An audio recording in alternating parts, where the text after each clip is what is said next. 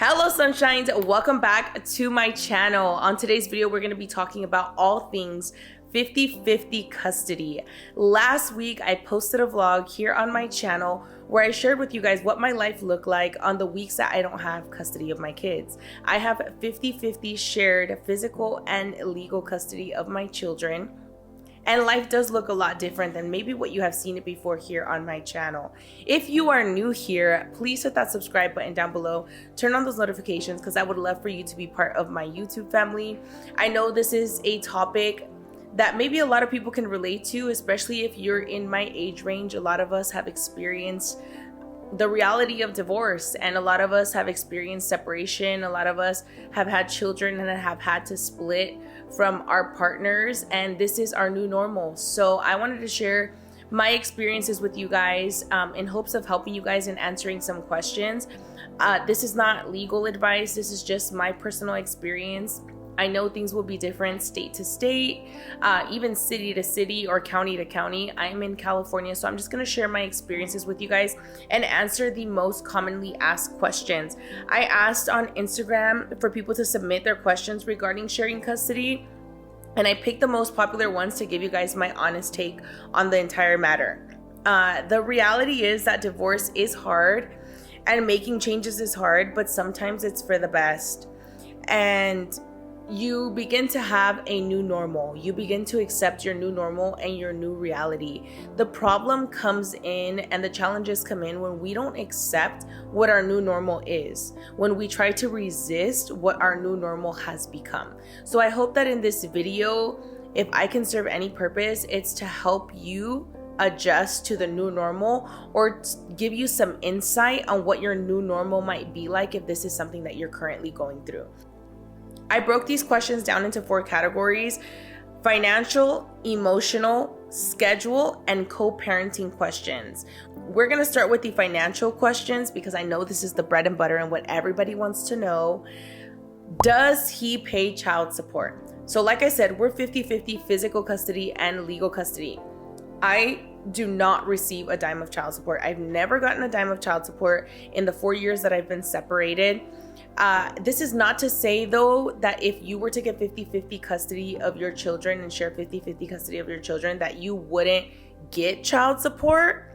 It's just up to the judge, and it's up to your financials and what the judge deems the other parent should get, should the other parent get anything. There's people who have 80% custody and still only get $20 child support. So it's really on a case-by-case basis. In my case, I've never gotten a cent of child support, nor have I had to pay him a cent of child support, nor were we ordered to do so. So that's just my particular case. Every case is gonna be different. If you were here just for the tea to be nosy, there you go, girl. That's the tea. Okay, but if you were here for educational purposes, then it's just gonna vary case-by-case basis and what the judge decides is best for your family and your family's needs and the needs of the children, especially because the needs of the children are the priority. Number 2, how do you manage clothes that you buy that goes from house to house? I feel you, girl. I know that this is a stressor for a lot of people because sometimes one parent is more invested in terms of what they buy the kids, whether you buy them more expensive things, whether you shop for them at Zara, you buy them Jordans, you buy them Nikes, whatever the case may be. It's not such a big deal in my case because we are 50-50 custody, like I said. So we only have one exchange day a week. So that means that whatever I send them in that one day is the only thing that we exchange. It's not like we're exchanging kids every other day. I feel like this is a harder thing to deal with if you're exchanging kids every other day. But I'm only exchanging my kids one day a week, every single Monday when they go to school. That is our exchange time. And I'm just sure to send them in something that I'm okay not getting back. So whatever I send them in, they're still gonna look presentable, but I always send them in something that I'm okay not receiving back or not having them bring back home to my house. However, my daughter, she's a fashionista. She loves her stuff. I always have her like all dolled up all the time. And there are certain things that she is very particular about. So with my daughter, at least, I make it a point that if she tells me, and I'm gonna bring this back because she shares clothes with like her cousins, because she has cousins that are her age over on her dad's side. I make it a point to make sure that I tell her dad or tell her brothers, like, make sure that her stuff comes back. Or my girl, she'll keep her stuff in her backpack and she will not take it out because she will refuse to share certain things that I have purchased for her. It again depends on how many times you're switching custody, how often. For us, it's not such a big deal. In your case, if you guys were switching custody more often, you can request that they come back in the clothes that they left in. And that also can be court ordered. That can be in your documents when you guys go to mediation, that the kids need to come back in the exact outfit that they were sent in and they need to come back clean. So that can be a stipulation. Hopefully you don't have to get to that point. And hopefully you guys aren't exchanging kids that often, because I think also inconsistency and having too many exchanges, it doesn't give them the stability that they need. And they're already struggling with instability because now they have 2 homes to go to. 3, what happens with taxes? Girl, I've gotten played with taxes for sure. I've gotten played. That's just the honest truth. My kids have been claimed behind my back a few times, and it's okay because there's nothing that somebody can take from me that I won't get in return or that God won't give me in return. So it's okay. However, it can be a court-ordered thing. So in mediation, if you guys cannot come to an agreement about taxes, the judge will decide. Again, they look at everything. They look at all your financials. They look at your financial position, who's providing what, who's paying for what, and the judge makes the ultimate decision. Typically, from my understanding, they do every other year. Each parent gets to claim the children. But again, it all depends on who's getting custody and what arrangements you guys have. And sometimes one parent is okay with the other parent claiming the kids the entire time. And sometimes in the reverse. It just really depends on your situation. But in my case, things have been done behind my back. There's no actual legitimate agreement, and I'll just leave that there because I don't want to disclose too much about my personal in this aspect just to protect myself. Now let's move on to the emotional questions, now that we've gotten out of the money questions, because I know a lot of you guys are just nosy and want to know the money part. But let's get into the emotions. And these are nosy too. But let's get into the emotions. What are my thoughts on my kids calling another girl mom? Girl, bye. I don't care. I do not care. IDK. Literally. No, it's not IDK, it's IDC. I do not care. It's IDKs, I don't know. I don't care. Check this out. So me and my kids' dad split up 4 years ago. 4 years ago, my youngest kids were 2 years old and 3 years old. They were small. If their father would have gotten into a relationship and there was somebody in his life from that point until now, or in my kid's life from that point until now, and my kids felt a connection with her and they wanted to call her something, whether they wanted to call her second mom or Mima or something, whatever, if they had some kind of pet name for her because they loved her, they cared about her, or they saw her as somebody who cares about them, why would I be upset at that? If anything, I'm thankful. I'm thankful that you've stepped in when I can't be there, and I'm thankful that he has a helping hand. And who am I to get upset at my children for wanting to call somebody something? Now, if they're being forced, I have a problem with that. If they're being obligated or they're being pressured, I have a problem with that. But if it comes out of their heart and these are their natural feelings, who am I to block their feelings? They're people too. And I have no problem with that whatsoever. But kids, I will say kids are very smart. And kids also have their own personal feelings. And at least in my experience with my kids, I know my kid's father has had his own relationships and things like that. But in my experience, my kids have always said, I only have one mom. That's it. And he's even lived with a partner, and my kids were still like, you can't tell me what to do. Or I only have one mom. So kids still have their own personalities and their own say too. So don't think that your kids are just going to go around calling everyone mom. Like, they have their own feelings too. Okay, 2, do I miss being a family? Absolutely not. I do not miss being a family with that person at all. However, am I looking forward to having a family with someone else and combining our families if said person has kids or something like that? Absolutely. I would love to have a family again, but different this time. Like a real family with real love in the home, with real support, just something very genuine. So I don't miss having that family, but I do miss having a family, if that makes sense. Number 3, how long did it take to adjust to sharing the kids and not feeling guilty? Girl, what guilt? I am here to free you from the shackles of mom guilt. What guilt? There is no guilt whatsoever. I don't feel anything. No type of guilt, because guess what? When I was married, I was a primary parent. 90% of the responsibility fell on me, and I was continuously on survival mode. And I can 100% transparently tell you, I am not the mom that I was then today. I'm a better mom because I'm not in survival mode. I'm not worried about work and worried about what time they're going to shower 24/7 and what am I going to feed them and homework 24/7 on top of working, like all of these responsibilities and being a wife and just everything falling on me.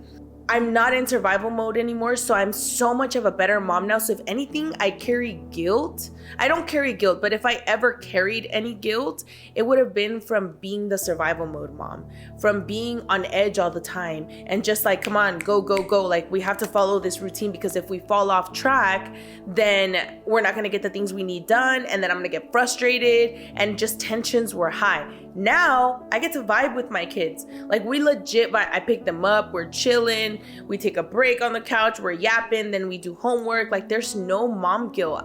And I feel like I'm so much of a better parent. Like my kids have a relationship with me, and I love that for all of us. I love that we feel safe and we can just bond, and there's no stress of real life. Like I do the stressful things when they're not home, and I get as much work done as possible when they're not home.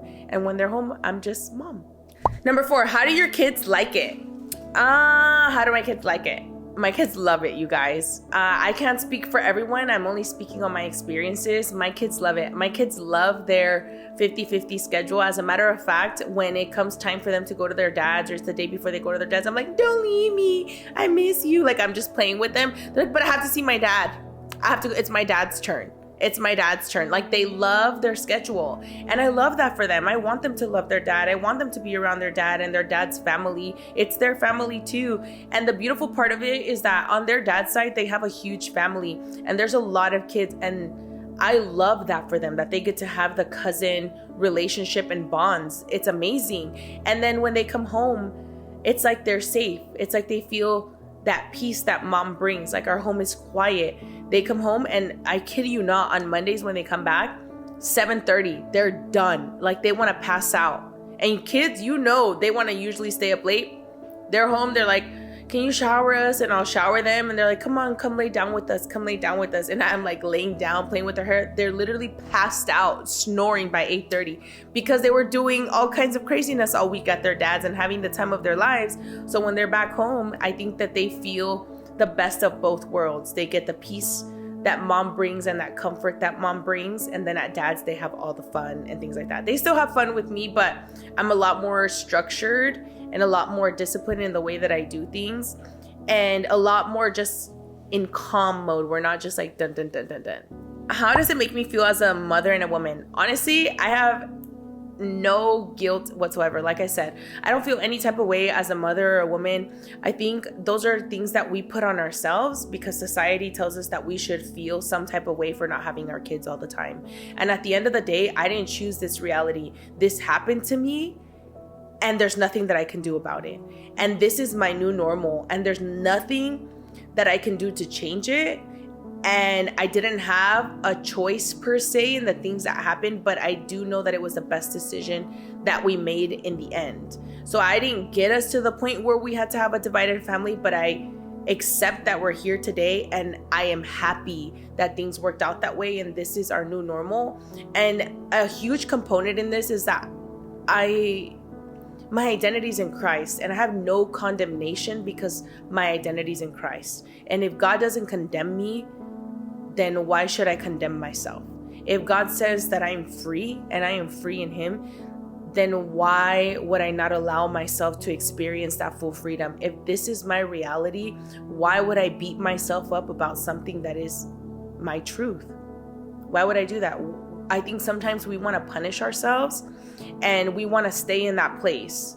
And I hope that today you find freedom in this conversation that I'm having with you guys, and that you start to liberate yourself from some of these things that society says you should feel, think, etc.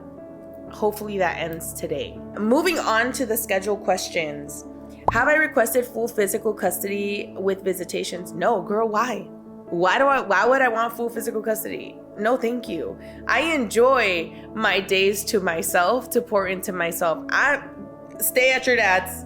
Stay at your dad's. Like, nope. You can stay over there.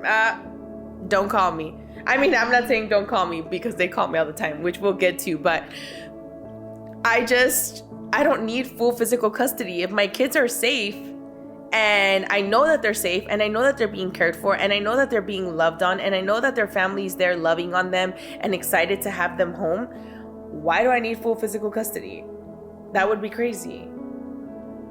Number 2, how do you guys decide on things like sports, special holidays, and birthdays? Okay, guys, this is another thing that is discussed in court and in mediation. You guys get to decide in front of a mediator what you guys want. So if you want every other birthday, every other Christmas, every other Easter, etc., you guys get to decide on these things in mediation if you guys want them written down on paper legally. I know some parents are real petty about holidays and things like that. We're not.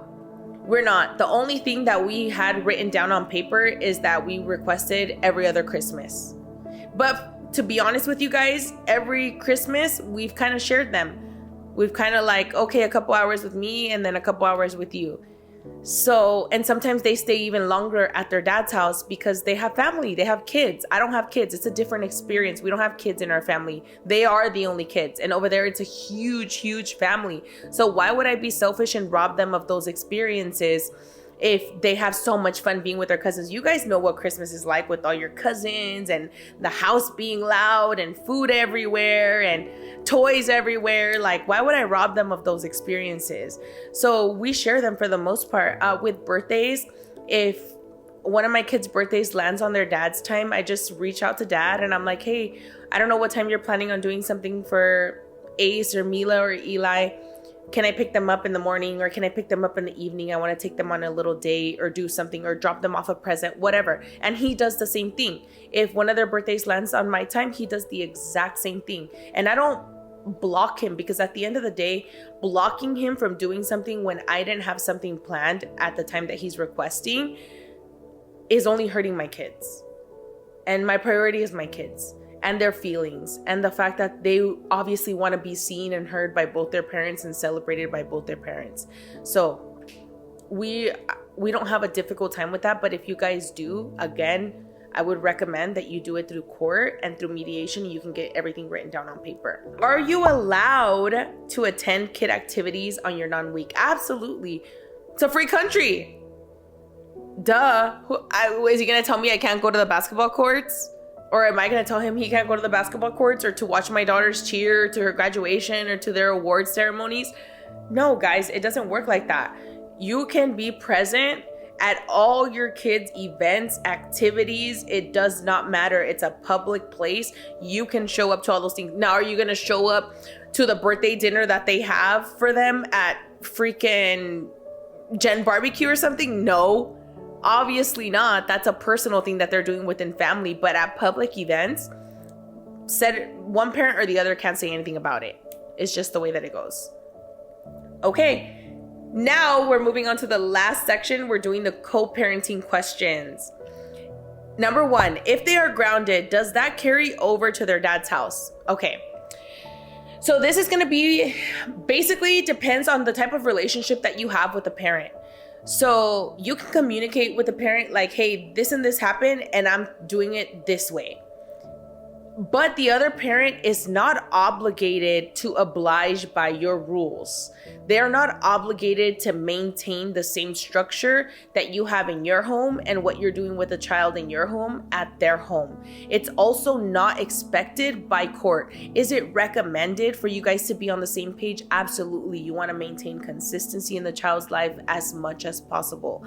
But is it a reality? No. You can't tell the other parent what to do. Can you enforce the same rules when your kids come back? Absolutely. But when they go to the other parent's house, it's really not up to you. It's up to the other parent to decide how things will work out. Number 2, how long did it take for the kids to be adjusted, or did they have an input on the decision? It didn't take very long for the kids to be adjusted. They were very small at the time, and they didn't have an input because, again, they were very small. They didn't really have any conversation. They couldn't even talk, actually, the 2 little ones, and my oldest was totally fine with it. He understood what was going on. So yeah, and I do believe that although kids do have a voice and you should talk to them about their feelings and stuff, I don't think that you should be having these conversations with kids, because having them have an input on something as delicate as this is a lot of pressure on them.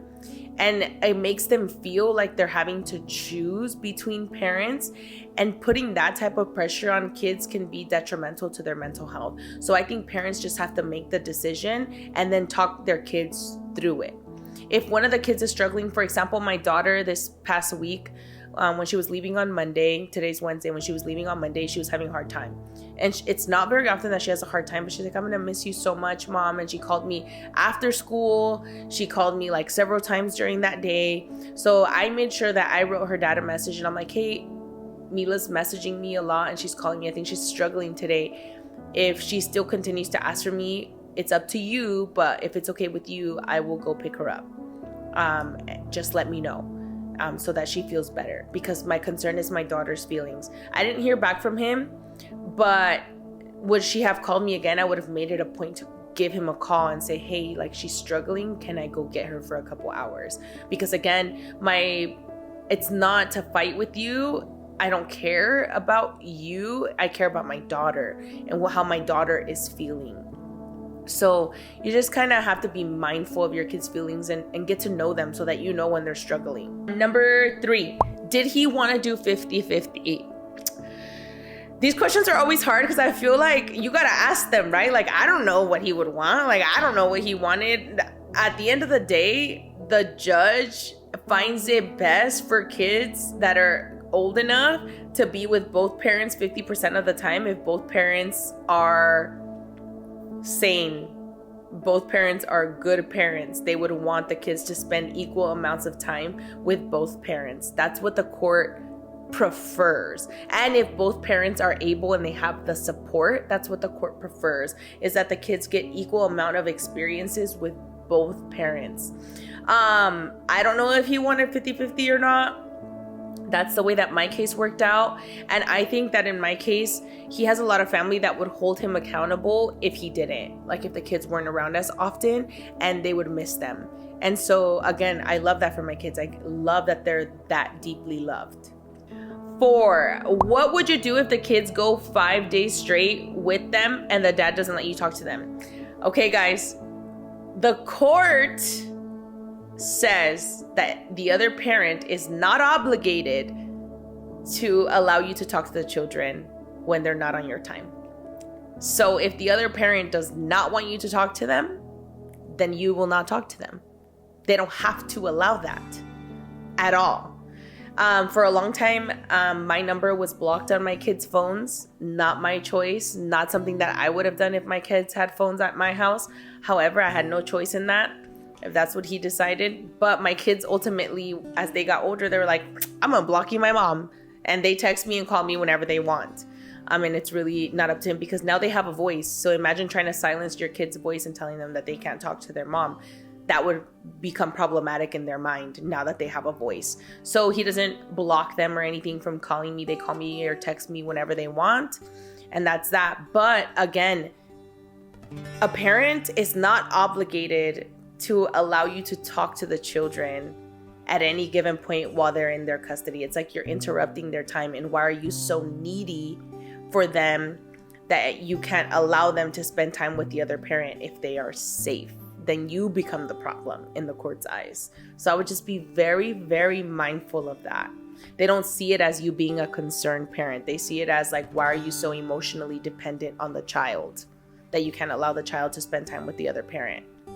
5, what are some boundaries you would suggest regarding 50-50? I would just say keep communication at a minimum. Use the Talking Parents app to speak about anything that you want documented, which I would say have everything documented, every single conversation, so that nothing ever gets personal and it stays within the app. So if something were to ever come up, you can bring all of that up in court and it's all documented in the app.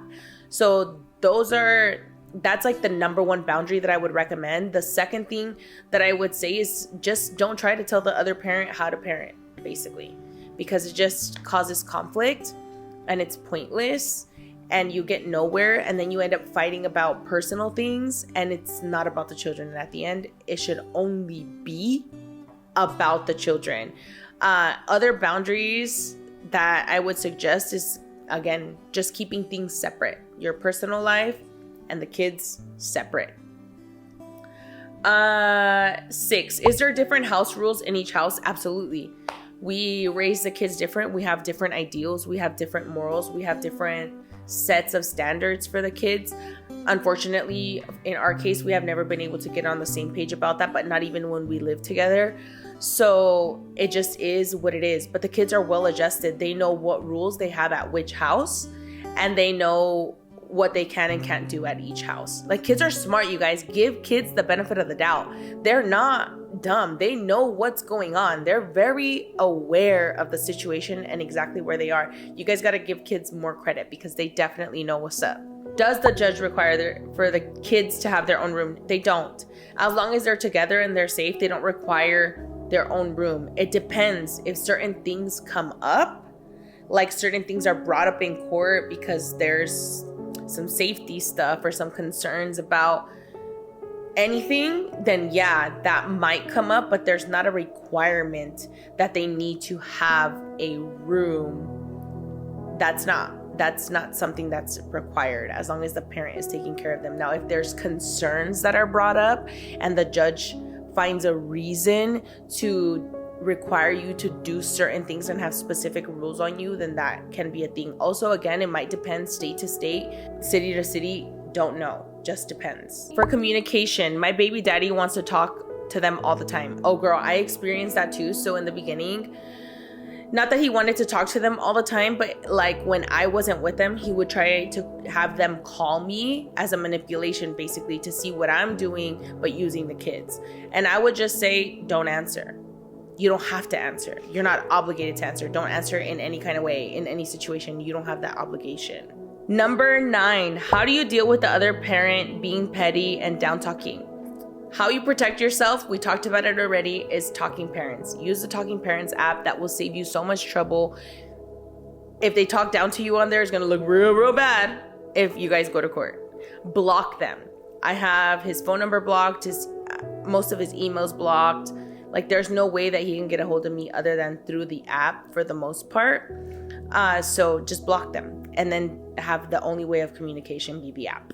Number 10, what are the rules for people that your kids are not allowed to be around? So this is the last question. You can't make rules. I'm sorry. That's the truth. Like, you can't say, I don't want my kid around your brother. I don't want my kid around your sister. Like, if you legitimately think that your kid is unsafe in the presence of another individual that's always around your ex, then you're gonna have to find legitimate reasons where you can show proof to the court, so the court can make an order that says that your children are not allowed to be in the presence of these people. Other than that, you have no control whatsoever. So if you think that your child is ever in harm's way, if you think that your child is in any type of danger, I would suggest to always keep a log of everything going on and try to gather as much evidence as possible so that you can go to court and have the best interest of your child in mind by having proof of ways that you can protect them from not being around certain people. There's a lot of people in my kid's dad's family and on that side that can't stand me, don't like me. Would I prefer for my kids not to be around them? Have they said things about me in their presence? Yeah, my kids have told me, but they might be mentally or emotionally harming my kids, but it's not enough for me to take to court and say something. It wouldn't be enough. It would be a whole debacle, and it's not something that's constant. So it's just something that I talk to my kids about. But again, I don't know what your case is. As long as the kids are not being harmed and it's constant and malicious, then I would just let it be. Sometimes, you know, you guys, sometimes I think you guys have to remember that as much as we want to protect our kids, not from like big serious like things, right? Like if they're being touched or something like that, obviously that's a huge thing. But like growing pains, like they have to go through things too, so that they can have a testimony, because their life will be a testimony one day as well. And they have to experience certain things. As much as we want to protect them from everything, they have to experience certain things so that they can have their own testimony too, and so that they can grow, and so that they can mature and see life for what it is. Because you get out in the world and it's not all sunshines and butterflies. Like there's some real stuff that goes on. So you can't protect them from everything unless obviously it's something really serious. So in closing, I just want to say that ultimately you don't really have a say in how the other parent raises a child. You don't have a say in what they do in their home. You can only control what is in your control. And I would keep my focus always on that, and always pray over your children. Always pray that God gives you the wisdom to direct them on a better path. Always pray for your ex-partner so that they can be a better parent for your children. And that's really the only things that are in your control. Everything else is out of your control, and you don't gain anything from trying to control everything. So I hope that I answered all of your questions. I thank you guys so much for being here. If you guys have any more questions, let me know. I really tried to touch on every single topic in regards to this. So thank you guys again for being here, and I will catch you guys next time. Ciao.